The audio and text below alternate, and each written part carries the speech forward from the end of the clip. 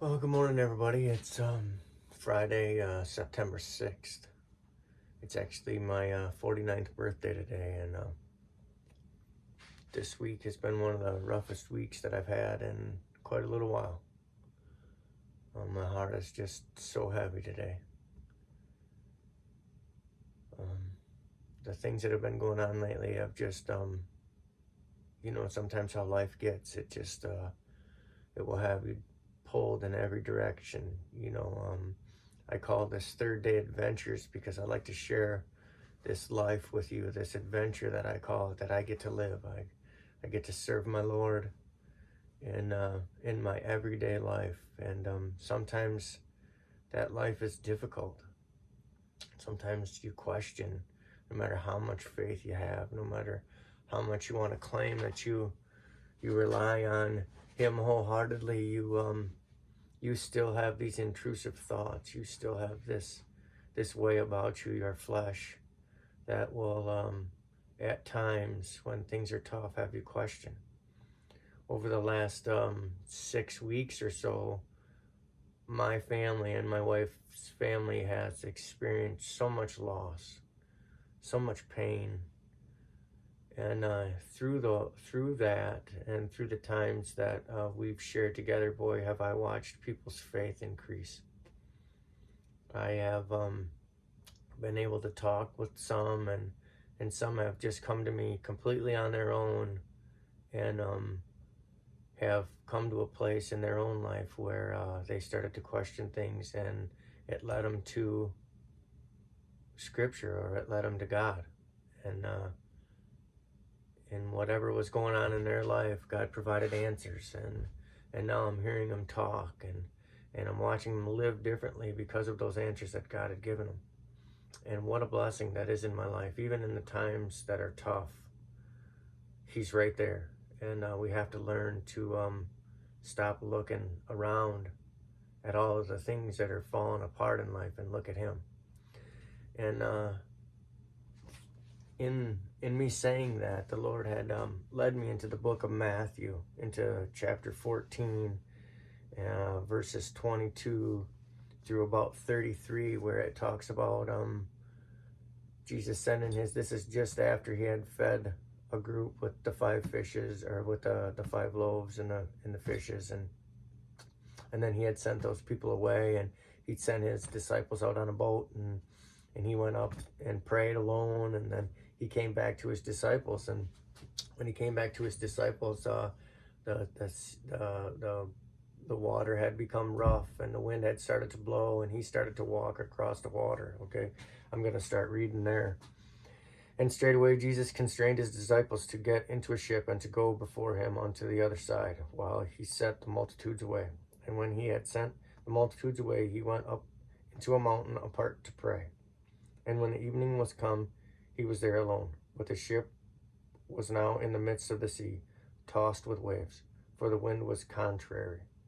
And in the 4th watch of the night, Jesus went unto them walking on the sea. And when the disciples saw Him walking on the sea, they were troubled, saying, It is a spirit, and they cried out for fear.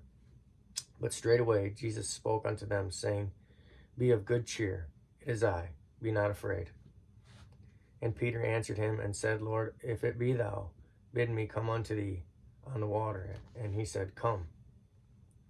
And when Peter was come down out of the ship, he walked on the water to go to Jesus. But when he saw the wind boisterous, he was afraid, and beginning to sink, he cried, saying, Lord, save me. And immediately Jesus stretched forth His hand, caught him, and said unto him, O thou of little faith, wherefore didst thou doubt? And when they were come into the ship, the wind had ceased. This tells a story of Peter knowing who Christ was and had him walking with Christ through a 3-year period, gets to a place where Christ Himself, or Jesus Himself, says, Be not afraid, be of good cheer, because it's me. And even though He spoke to him directly and told him exactly who He was, when Peter stepped out into the water, Peter started to look around, and he started to look at all those things that were going on around him in his life, and started to doubt, started to become afraid, started to let those things consume him, let them things separate him from what his belief was, what he knew for fact. And we so often do that in our life. Through the events that have gone on in the past 6 weeks or so, I've seen people in my own life personally, and me in my own life personally, have done that, have had things become overwhelming. I have spoke a little bit about my wife's sister and the situations that we're going through with them.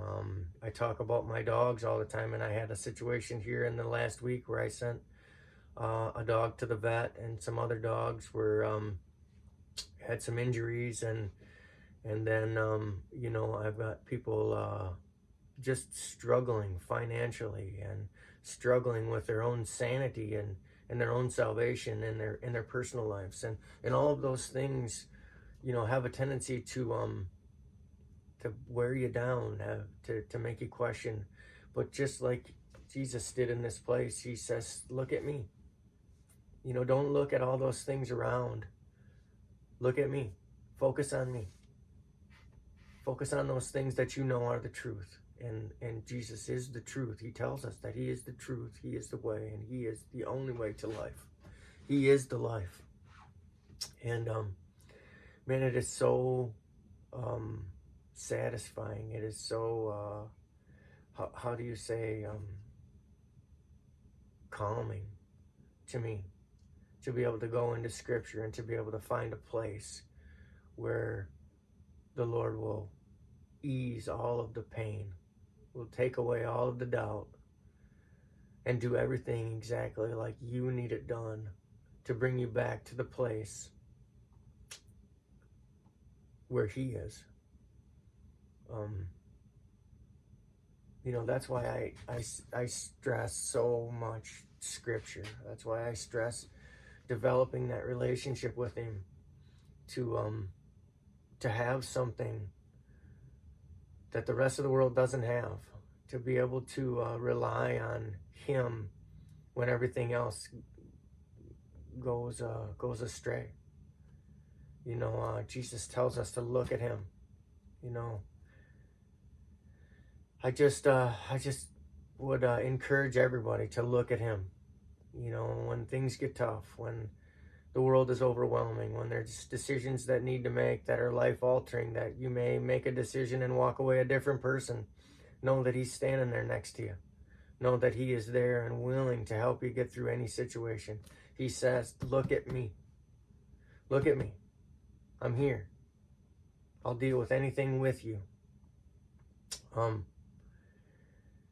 I just encourage you to get into your word, get on your knees. You know, I still ask for prayers for my family. There's decisions that we're going to make here today and over the next few days that are definitely life altering, that we will definitely walk away from probably not the same people.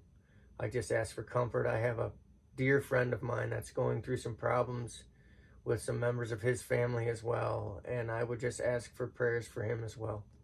He's dealing with a tough situation. I've got some family members that are dealing with some financial issues and things like that, and I would just ask that you pray for them as well. My heart just wants to help. If there's anything that I can do for anyone, if you just want to talk, if you just want to read Scripture or pray together, I'm here. All you have to do is reach out. I thank you. The Lord loves you. He wants to have that relationship with you. He's waiting for you to make that move. Get on your knees. Get into your word. And please reach out if you need anything. The Lord loves you. I love you. And I'll talk to you soon.